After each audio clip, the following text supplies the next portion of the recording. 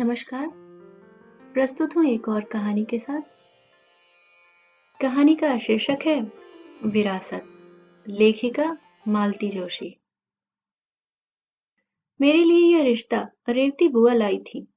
अम्मा को उन्होंने जता दिया था। भाभी, लड़के की क्लर्की पर मत जाओ, वह तो बस यूं ही शौकिया कर रहा है। भगवान का दिया घर में बहुत है। बाप दादाओं की बनाई हवेली देखोगी तो देखती रह जाओगी। और पुरानी सही, घर में गाड़ी भी है। यह आखिरी तीर एकदम निशाने पर लगा था। परिवार में अब तक इतनी लड़कियों की शादियां हुई, पर गाड़ी किसी के यहाँ नहीं थी। अम्मा ने एकदम हाँ कर दी। भैया ने कहा भी, अम्मा, ये पुराने रईसी झांसे हैं, इनमें कोई दम नहीं होता, बस दूर के ढोल होते हैं सब। अरे लेकिन हवेली तो सामने नजर आ रही है ना। कितनी पुरानी है पता है? उससे क्या फर्क पड़ता है, जब बन पड़ेगा मरम्मत करा लेंगे। इतनी लंबी चौड़ी जगह तो आजकल सपने में भी नजर नहीं आती। लोग दो दो कमरों में जिंदगी गुजार देते हैं। ये तो अपनी कम्मों के भाग हैं जो इतना अच्छा घर वर मिल रहा है। मना करेंगे तो हम ही पछताएंगे। उन्हें क्या रिश्तों की कमी है? पुरानी जागीरदार हैं। कहते हैं ना कि मरा हाथी भी 1.25 लाख का होता है। और यह शादी हो ही गई। शादी के बाद पहली बार घर में पांव दिया तो लगा किसी हॉरर फिल्म के सेट पर आ गई हूँ, या कि चंद्रकांता संतति का कोई जादुई महल सजीव होकर सामने आ गया है। बड़े बड़े दलान, हॉल, चौक, ये बड़े अभिमान से घूम घूम कर मुझे सब दिखा रहे थे और मेरा मन बैठा जा रहा था। गृहस्थी की नई नवेली कल्पनाएं उस भूल भुलैया में खो सी गई थी। उस आघात से उबरने में मुझे थोड़ा समय लगा। फिर मैंने अपने आप को जबरदस्ती ठेल ठाल कर इस नई चुनौती के लिए तैयार किया। उस वीराने को शक्ल देना वाकई एक चुनौती थी। मेरा वह प्रयास अब तक जारी है। मैं जी तोड़ कोशिश करती हूँ, पर यह मकान अपनी ऐतिहासिक छवि से बाहर आना ही नहीं चाहता। मालिक मकान यानी कि श्रीमान जी भी उसके पारस्परिक स्वरूप को अक्षुण्ण बनाए रखना चाहते हैं। इसलिए मेरी सारी कोशिशें नाकाम हो जाती हैं। मुझे लगता है इस घर में मैं केवल क्यूरेटर की हैसियत से रह सकती हूँ, गृहिणी के रूप में नहीं। इस खंडरनुमा हवेली में 4 कमरे भी इस हालत में नहीं हैं जिनमें रहा जा सके, या यूं कहिए कि 4 कमरे ही ऐसे हैं जिनमें किसी तरह रहा जा सकता है। शेष जगह तो धीरे धीरे मिट्टी के ढेर में तब्दील हो रही है। आंगन में बैठूं तो एहसास होता है मानो 16वीं सदी में आ गए हैं। सारे भूभाग में मानवेतर जीवों का आवागमन निर्बाध रूप से चलता रहता है, जिससे जान सासत में बनी रहती है। खैर, मुझे तो थोड़ी जगह में भी गुजारा करने की आदत है। पर उस भारी भरकम सामान को कहाँ रखूं जो यहाँ वहाँ फैला हुआ है। उसे बेच दिए जाए तो उन पैसों से 3 कमरे आसानी से खड़े किए जा सकते हैं। इस घर में बेचने का नाम लेना भी गुनाह है। बुजुर्गों की ये निशानियां हमें इसी तरह कलेजे से लगाकर रखनी होगी। और उस सामान का वर्णन करने की क्षमता मेरी इस छोटी सी लेखनी में नहीं है। भीतर वाले हॉल में जो बड़ा सा छप्पर पलंग है, वह मेरी सास की ददिया सास के पीहर से आया हुआ है। उस पलंग के आकार प्रकार को देखकर यह विश्वास हो जाता है कि वे सचमुच किसी बड़े खानदान की थीं। मेरे मन में तो उन लोगों के प्रति भी श्रद्धा उपजती है जो इस पलंग को ढोकर यहाँ तक लाए होंगे। वे लोग जरूर महाबली भीम के वंशज होंगे। उस हॉल में बस वह पलंग ही पलंग नजर आता है। दिन में मैं सारी खाटें उनके नीचे सरका देती हूँ। पिंकी की गुड़िया की शादी होती है तो पलंग के पायों की तोरण वगैरह से सजाकर मंडप भी बन जाता है। कुतुब मीनार के बारे में एक लतीफा है। 3 मूर्ख उसे देखने गए। एक ने कहा यह एक कुआं है जिसे उल्टा कर दिया गया है। दूसरे ने कहा पहले जमीन पर इस मीनार की रचना करके बाद में खड़ा कर दिया होगा। मैं उन मूर्खों की जमात में शामिल नहीं होना चाहती, पर कई बार लगता है कि पहले खुली जगह में ये पलंग बिछाकर बाद में दीवारें खड़ी की गई होंगी। नहीं तो वो भीतर आया कैसे? चूहों की कृपा से गद्दों का तो नामो निशान बाकी नहीं रहा, पर एक पुरानी मसहरी अभी तक बची हुई है। इस समय उसमें इतने बड़े छेद हो रहे हैं कि मच्छर तो क्या, चूहे भी भीतर आ जाएंगे। पर अगर उसमें जाली नहीं भी होती तो वह एक तंबू का काम दे सकती थी। उसका पुराना रंग तो अब पहचान में नहीं आता, पर उस पर बने हुए फूल अब भी मन मोह लेते हैं। रसोई से लगा जो आंगन है उसमें एक बड़ी सी मेज रखी है। उन दिनों तो टेबल पर खाने का रिवाज नहीं था, फिर यह मेज क्यों बनवाई गई? यह शोध का विषय हो सकता है। मेरे बच्चों का मानना है कि गोलमेज कॉन्फ्रेंस के बाद गांधी जी ने यह मेज परदादा जी को इनाम के तौर पर दे दी होगी। खैर, अतीत इसका जैसा भी रहा हो, वर्तमान बड़ा यशस्वी और उपयोगी है। गर्मियों में मेरे तीनों बच्चे इस पर आराम से सो जाते हैं। पूरे मोहल्ले की औरतें बड़ी पापड़ चिप्स आदि को सुखाने के लिए इसका उपयोग करती हैं। इन लोगों का ऐसा क्यों लगा रहता है, मुझे अपनी चीजें सुखाने के लिए जगह नहीं मिलती। पड़ोसी धर्म के नाते हर महिला कुछ न कुछ दे जाती है, उसी से मैं साल भर आराम से काट लेती हूँ। गर्मी बरसात झेलते हुए वह मेज आंगन में पड़ी रहती है। घर में लाने का तो सवाल ही नहीं उठता। गांव की रामलीला में या स्कूल के वार्षिक स्नेह सम्मेलनों में बतौर स्टेज इसका उपयोग होता रहता है।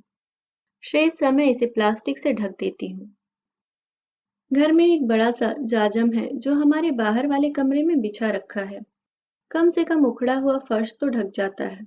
उस जाजम को धुलवाना या रंगवाना हमारे बूते के बाहर है। उसे झटकारना भी हम डालडा योगीन लोगों के बस का नहीं है। फलस्वरूप उसका रंग कमरे के रंग से एकाकार हो गया है। पिछले दिनों एक नई मेहरी आई थी, उसने सब कमरों के साथ उस जाजम को भी लीप डाला था। किस मुश्किल से वह गोबर छुटाया गया था, वह एक अलग कहानी है। लकड़ी की दो बड़ी पेटियां घर में हैं। पहले जमाने में उनमें जो भी रखा जाता हो, इस समय यह हाल है कि मैं अपनी पूरी गृहस्थी उन संदूकों में बंद कर सकती हूँ। बच्चे छोटे थे तब उसमें बैठकर बस का खेल खेलते थे, अब शायद नाती पोते खेलेंगे। हॉल में एक रेडियोनुमा डिब्बा है जिसका आकार और चीजों के अनुपात में ही है। इस ट्रांजिस्टर युग में तो वह दैत्याकार ही लगता है, लेकिन आवाज चींटी बराबर भी नहीं निकालता।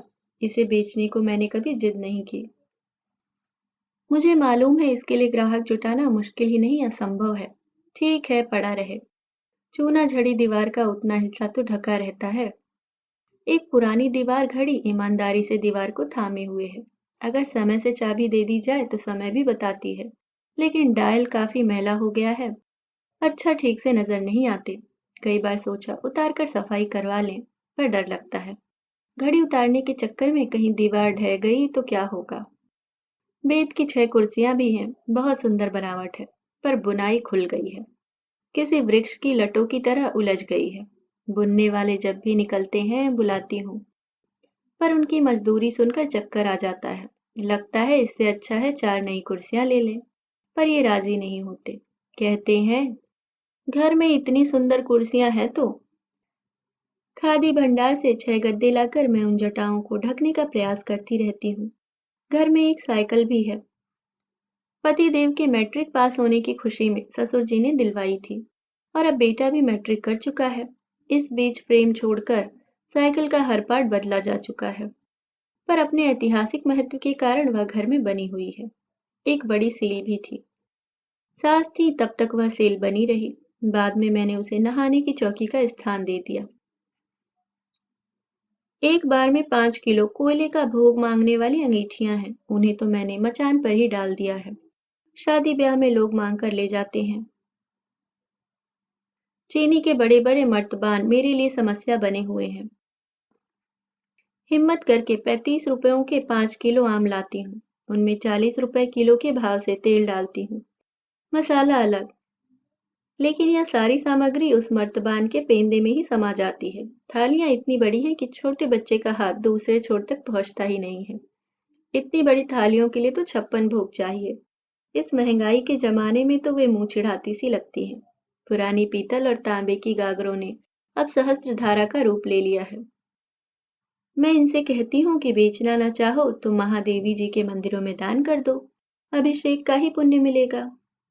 बर्तनों की बात तो फिर भी समझ में आती है, वह हम दो हमारे दो वाला जमाना तो था नहीं। घर में 3-3 4-4 पीढ़ियां एक साथ रहती थीं, तब परिवार सच्चे अर्थों में परिवार हुआ करते थे। उस समय इतने बड़े बर्तनों की जरूरत पड़ती ही होगी। पर झूला वह तो सामान्य आकार का होना चाहिए कि नहीं? या हर बहू बेटी जुड़वा ही पैदा करती थी। मैंने तो अब झूले की खटोली बना ली है। धूप में उस पर बैठकर बुनती रहती हूँ। और इस रिश्ते का खास आकर्षण वह मोटर, उसके बारे में तो बताना भूल ही गई। उन दिनों यानी शादी के पहले मेरे पांव जमीन पर नहीं पड़ते थे। कार वाला पति पाकर मैं धन्य हो गई थी। सहेलियां मुझसे ईर्ष्या करने लगी थीं। बिटिया कार में विदा हो रही है, इस खुशी में अम्मा उस दिन रोना भी भूल गईं। वह कार ऐसी वैसी नहीं थी, मेरी सास भी उसी में बैठकर विदा हुई थी। ऐसे शुभ लक्ष्मी मोटर में बैठते हुए मेरा कलेजा गजबर का हो गया था। लेकिन उस गाड़ी ने जैसे कन्या पक्ष की बल परीक्षा ले ली। गांव की सीमा तक उसे धक्का देकर ले जाना पड़ा। तब जाकर वह स्टार्ट हुई। लोग हाफ रहे थे, मखौल उड़ा रहे थे, पर किसी एक की भी आंख में आंसू नहीं थे। ऐसी सूखी विदाई आज तक किसी कन्या की नहीं हुई होगी। इस गाड़ी के लिए एक पार्ट टाइम ड्राइवर नियुक्त था। पार्ट टाइम इसलिए कि फुल टाइम रखने की औकात नहीं थी। जब कहीं रौब मारना होता तो उसे बुला लिया जाता। वह भी पार्ट टाइम ड्राइवरी करता था। शेष समय में काज बटन करता या कुर्सियां बुनता। इस गाड़ी को चलाने के बाद वह और किसी गाड़ी के लायक नहीं रह गया था। 2 साल पहले उसकी मृत्यु हो गई। तब से गाड़ी हमारी अचल संपत्ति के रूप में दरवाजे पर खड़ी है, क्योंकि मेरे पतिदेव को ड्राइविंग आती नहीं है। जब छोटे थे तो पैर छोटे पड़ते थे, अब तो स्टीयरिंग घुटनों से टकराता है। इसलिए गाड़ी चलाना कभी सीख ही न पाए। एक बार मेरे मन में एक महत्वाकांक्षी योजना उपजी थी। मैंने सोचा कि गाड़ी को थोड़ा ठीक ठाक कर लें तो शादी ब्याह में या चुनाव में किराए पर चला सकेंगे। 4 पैसे की आमदनी हो जाएगी। मैंने स्वर्गीय ड्राइवर साहब से कहा, चाचा जरा इत्मीनान से बैठकर एक लिस्ट तो बना लो। जो जो रिपेयर्स करनी है करा लेते हैं, थोड़ा रंग रोगन करा लेते हैं, गाड़ी चल निकलेगी। उत्तर में वह सिर्फ हंसा। उसका वह हंसना बहुत कुछ कह गया। उसके बाद मैंने वह विचार ही छोड़ दिया। 2 साल पहले चाचा गुजर गए, तब से यह गाड़ी लाइब्रेरी में ही खड़ी है। इसका मतलब यह नहीं है कि पुस्तकें हमने गैरेज में रख छोड़ी हैं। दरअसल पिछली बरसात में हमारा खंडर नुमा गैरेज पूरी तरह ढह गया था। तब हमने लाइब्रेरी की दीवार गिराकर गाड़ी को भीतर ले लिया था। जी हाँ, हमारे घर में लाइब्रेरी भी है। अलमारियां भरी पड़ी हैं। हेनरी एडमंड से लेकर मार्क ट्वेन तक सारे अंग्रेजी लेखक यहाँ मौजूद हैं। महाभारत, वाल्मीकि रामायण, सूरसागर, प्रेम सागर, सुख सागर, चंद्रकांता, संतति, भृतहरिका, वैराग्य शतक और भी न जाने कितने प्राचीन ग्रंथ भरे पड़े हैं। इसके अतिरिक्त कल्याण के अंक हैं, सरस्वती और हंस के अंक हैं। इन्हें पढ़ने का जरा भी शौक नहीं है, पर पूर्वजों की इस पावन धरोहर पर अभिमान जरूर है। हर आने जाने वाले को वे लाइब्रेरी दिखाना नहीं भूलते। मुझे पढ़ने का बेहद शौक है। कोई अच्छी सी किताब लेकर बिस्तर में लेटकर पढ़ना मुझे अच्छा लगता है। घर में इतनी किताबें हैं, पर मेरा यह शौक कभी पूरा नहीं होता।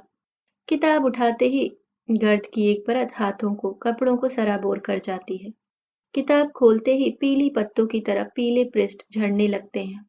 जो जिल्द से चिपके रह जाते हैं, उन पन्नों पर दीमक का अधिकार स्पष्ट नजर आता है। कई कागज तो इतने जीर्ण शीर्ण हो गए हैं कि हाथ लगाते ही चूरा हो जाते हैं। मेरा बड़ा बेटा कहता है कि इस चूर्ण में थोड़ा सेंधा नमक मिलाकर बुद्धिवर्धक चूर्ण के नाम से बेचा जा सकता है। कम से कम साल भर की फीस तो निकल आएगी। एक बड़ी सी अलमारी केवल डायरी और फोटो से भरी हुई है।